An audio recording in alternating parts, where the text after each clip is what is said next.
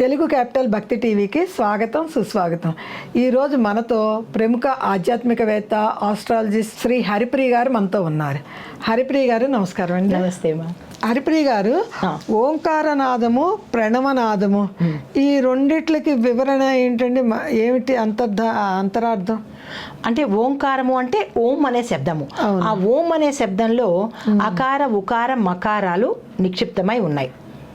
ఈ మూడు ఆ ఊ మా కలిపితే ఓం అన్నమాట.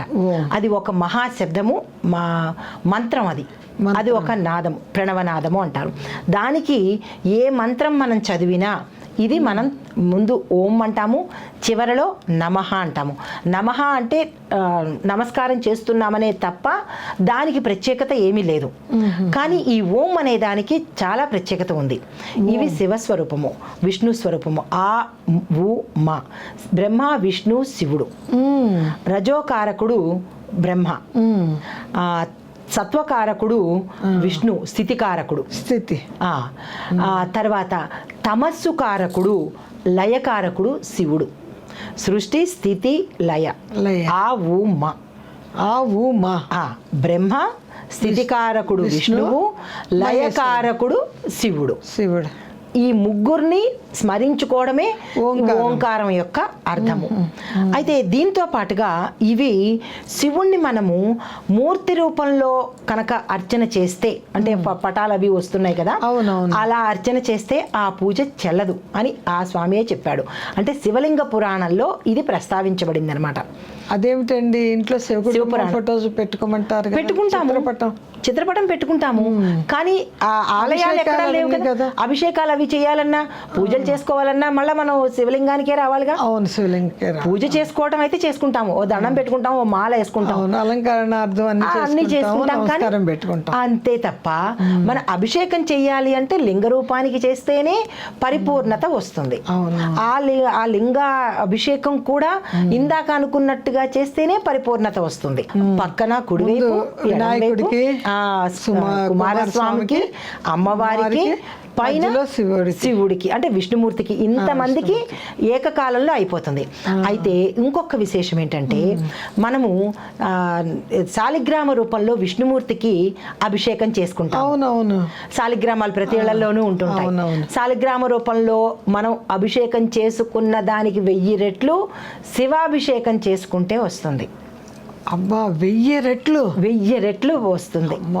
శాలగ్రామానికి మనం చేసే పూజకి, శివలింగానికి చేసే అభిషేకానికి, అంటే ఈ రెండింటినీ పెట్టుకొని దేనికి ఎక్కువ ఫలితము అంటే శివలింగానికి చేసే అభిషేకమే ప్రశస్తమైనది. అంత విశేషము లింగ రూపంలో ఉంది. అయితే దీనితో పాటుగా అంటే ఇవి అన్నీ ఎలా చేయాలి అనేది మనకి మహాలింగ పురాణంలో, శివ పురాణంలో ప్రస్తావించారు యథావిధిగా. అంటే మనకి పంచాయతనం అని కొంతమంది ఇళ్లలో శివ పంచాయతనం అని ఉంటుంది. అది నిష్ఠగా కొంతమంది శాక్తేయులు చేస్తూ ఉంటారు, శివుడికి సంబంధించిన వాళ్ళు చేస్తూ ఉంటారు. అయితే ఇది చెయ్యాలి అని అనుకున్న వాళ్ళకి, అంటే అది అనుష్ఠానం లేకపోతే చెయ్యొద్దు. అనుష్ఠానం ఉన్నవాళ్ళు మాత్రమే ఇంత యథావిధిగా చేసుకోవాలి. మామూలుగా నిత్య కూర్చొనిలో మాకు ఇంత అనుష్ఠానం కుదరదు అని అనుకున్న వాళ్ళు మామూలుగా శివాభిషేకం చేసేసుకుంటే, ఇందాక మనం అనుకున్న రీతిలో శివాభిషేకం చేసేసుకుంటే తత్సమానమైన ఫలితమే వస్తుంది. అయితే దీంతో పాటుగా ఈ లింగాకారాన్ని 4 రకాలుగా, అంటే ఈ ప్రణవనాదాన్ని మొత్తం 5 రూపాలని చెప్పుకున్నాగా, బ్రహ్మ, విష్ణు, మహేశ్వరుడు, అమ్మవారు, ప్రణవనాదం, శివుడు, ఈ 5గురు కలిసి. ఋగ్వేదము ముఖంగాను, ముఖ భాగము, ఋగ్వేదము ముఖ భాగంగాను, సామవేదము నాలుక జిహ్వ భాగంగాను, యజుర్వేదము కంఠ భాగంగాను, అధర్వణ వేదము హృదయ భాగము. అధర్వణం హృదయం. ఇవి 4 వేదాలు 4 భాగాలుగా శివలింగ ఆకారం జరిగింది. అంటే ఒక శివలింగంలో ఎన్ని పొందుపరిచారో చూడండి, మంత్రాలు, అభిషేకాలు, ఇంత పొందుపరిచి ఆ లింగం ఏర్పడింది అనమాట. అయితే మనం ఇంకొక విధంగా చూసినట్టయితే, ఇప్పుడు జియోలాజికల్ సర్వే వాళ్ళు ఎక్కడ తవ్వినా మనకి ఎక్కడో అక్కడ వింటూనే ఉంటాం, శివలింగం కనబడింది, ఇక్కడ శివలింగాలు వచ్చినాయి అంటే ఎక్కడ చూసినా శివలింగాలే వస్తున్నాయి కానీ మరి ఇంకొక దేవతా స్వరూపం రావట్లేదు. అవును కదా. అంటే ఈ భూప్రపంచం అంతా ఖగోళం అనుకోండి లేదా భూమి అనుకోండి లింగ రూపంలోనే ఉన్నది. లింగ రూపంలోనే ఉంది. లింగ రూపంలో శివశక్తి, ఈ లింగ రూపంలోనే శివశక్తి రూపాలతో ఇది ఉన్నది. దీనికి ఇంకొక చిన్న ఉదాహరణ చెప్తాను. మనకి ఈ పైన ఊర్ధ్వలోకాలు 7, అధలోకాలు పాతాళ లోకాలు 7. అంటే అతల వితల సుతల మహాతల రసాతల తలాతల మనకి 14 లోకాలు,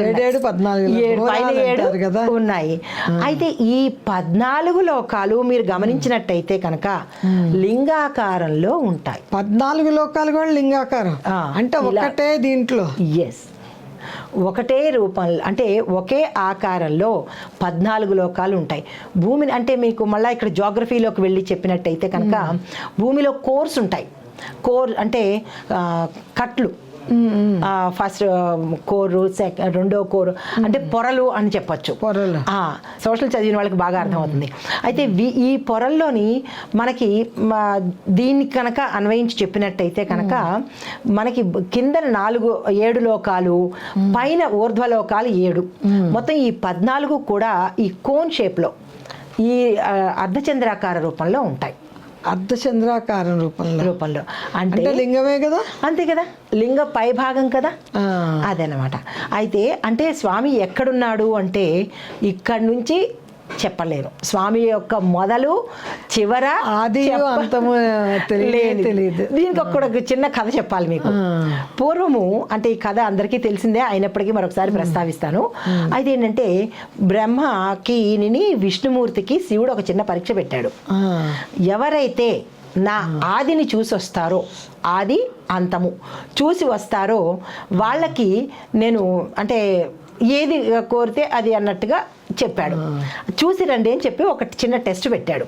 అయితే బ్రహ్మ ఏం చేశాడంటే నెమలి వాహనం ఎక్కి పరుగో వెళ్ళిపోయాడు. ఈ విష్ణుమూర్తి వాయువేగంతో గరుడుని ఎక్కి పరిగెత్తుకుంటూ వెళ్ళారు. ఇద్దరు ఎటు మూలం మొదలెక్కడుంది తెలుసుకోలేక సరే అని పై దాకా వెళ్తున్నారు. వెళ్తుంటే ఎక్కడ మొదలు కనపట్టలేదు.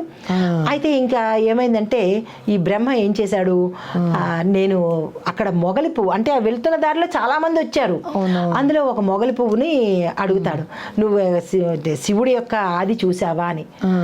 నేను చూడలేదు, నాకు అవ్వలేదు, కనబడలేదు, నేను తిరిగి వెనక్కి వెళ్ళిపోతున్నాను అంటేను, నువ్వు ఒక పని చేస్తావా, నేను చూశాను అని చెప్పి అబద్ధం చెప్తావా అని అడుగుతాడు. అడిగితే నేను అలాంటి పని చెయ్యను అంటాడు. చూశాను అని చెప్తాను అని చెప్తుంది మొగలి పువ్వు. చెప్పేటప్పటికి అమ్మయ్య ఒక సాక్ష్యం దొరికింది అనుకుంటాడు. మరి కొంచెం దూరం వెళ్ళేటప్పటికి ఆవు కనబడుతుంది. ఆవుకి ఏం చెప్తాడు, నేను శివుడి యొక్క ఆది చూశాను అంటే పై మొదలు చూశాను, నువ్వు సాక్ష్యం చెప్తావా అంటే మరి బ్రహ్మ అవునంటే తప్పు కాదంటే తప్పు, సరే చెప్తాను అని చెప్పి ఆవు కూడా ఒప్పందం చేసుకుంది. అయితే ఈయన ఏం చేశాడు, అంతదాకా వెళ్ళడం ఎందుకు, నాకు సాక్షులు దొరికారు కదా అని చెప్పి శివుడి దగ్గరికి వచ్చేస్తాడు. వచ్చేసి వీళ్ళిద్దరూ చెప్తారు, ఏం బ్రహ్మ నువ్వు చూసి వచ్చావా అంటేను, చూశాను మహాదేవా, ఇగో వీళ్ళిద్దరే సాక్షులు అంటారు. అప్పుడు చూసారా బ్రహ్మ అనగానే చూశారు అని చెప్పి మొగలి పువ్వును ఆవు ఇలా తల ఊపుతారు. అప్పుడు ఏం చెప్తారు, నిజంగా చూసారా చెప్పండి అంటేను ఆవు ఏం చేస్తుంది, భయపడిపోయి లేదు వెనకాల నుంచి ఊపేస్తుంది. తోక అంటే అశ్వత్థామ తోక ఊపుతుంది, అశ్వత్థామాత కుంజరలాగనమాట. ముందు మొహ భాగంతో చూశాడు అని చెప్పింది, వెనక భాగంతో లేదు అని చెప్పేసింది. అప్పుడు ఏం చెప్తాడంటే, నువ్వు అబద్ధం చెప్పినందుకు నీ ముందు భాగం పూజనీయం కాదు, ఆవు ముఖం పూజనీయం కాదు, నీ పృష్ఠ భాగము వెనక తోక భాగం మాత్రమే నీకు పూజ చేయాలి, ఎందుకంటే తోకతో నిజం చెప్పావు కాబట్టి. అట్లీస్ట్ ఒప్పేసుకుంది భయపడిపోయి. దానివల్ల ఆ తోక భాగానికి తోక వెంట్రుకలకి కూడా విశేషమైన మహత్యం ఉంది, అది కూడా చెప్పేస్తాను. అయితే తోక భాగానికి ఎవరైతే పూజ చేసుకుంటారో మొత్తం 33 కోట్ల మంది దేవతల్ని పూజ చేసినంత ఫలితం ఆవుకి ఇచ్చేశాడు. ఆవుకి ఇచ్చేశాడు. చాలా గొప్ప ఫలితం, చాలా గొప్ప ఫలితం. గిట్టల దగ్గర నుంచి ప్రతి మూపురం, ఆవు మూపురము, కొమ్ములు వెనక భాగము, ఆ సూర్యుడేమో మూపురము, చంద్రుడు వెనక భాగం అనమాట. అయితే ముందు భాగము అలక్ష్మి ఉంటుంది, అలక్ష్మి. లక్ష్మి అంటే మనకి లక్ష్మీ కాంతి, అమ్మవారి కాంతి ఉంటుంది అనమాట. అయితే ఈ ఆవు దగ్గరికి వస్తాయి. ఇక్కడ మొగలి పువ్వు దగ్గరికి వచ్చేటప్పటికి నువ్వు అబద్ధం చేసి ఒప్పుకోలేదు కాబట్టి, అంటే అబద్ధం చెప్పి ఒప్పుకోలేదు కాబట్టి నువ్వు పూజకు అనర్హము అంటుంది అని చెప్పేసి శాపం ఇచ్చేస్తాడు. అప్పుడు ప్రాధేయపడుతుంది అనమాట. అలా కాదు మహాదేవ, అటు ఆయనకి తప్పు చెప్తే ఆయన ఏమంటాడో అని భయము, ఇటు మీ దగ్గర చెప్పకపోతే ఏమో అని భయం కొద్ది నేను అలా చెప్పాను, శాపాన్ని విరమించుకోండి అంటే కనుక అప్పుడు చెప్తాడనమాట. ఏమనంటే నువ్వు నా పూజకు మాత్రమే అర్హత పొందుతావు, మొగలి పువ్వుతో నా పూజకు మాత్రమే అర్హత. పూజకి మొగలి పువ్వుని వాడడం ఎవరు అసలు పూజల్లో కూడా వాడరు ఎక్కడ. చాలా రేర్ గా దొరుకుతుంది మనకి, ఎక్కడ దొరకదు, రేర్ గా దొరుకుతుంది. ఎక్కడ మొగలి పువ్వు ఉంటే అక్కడ నాగులు ఉంటాయి. అవునండి. అందుకని మొగలి పువ్వు అసలు ఎక్కడ దొరకడం కూడా కష్టం అసలు. అందుకని దీనికి ఆ శాపం ఇచ్చాడు.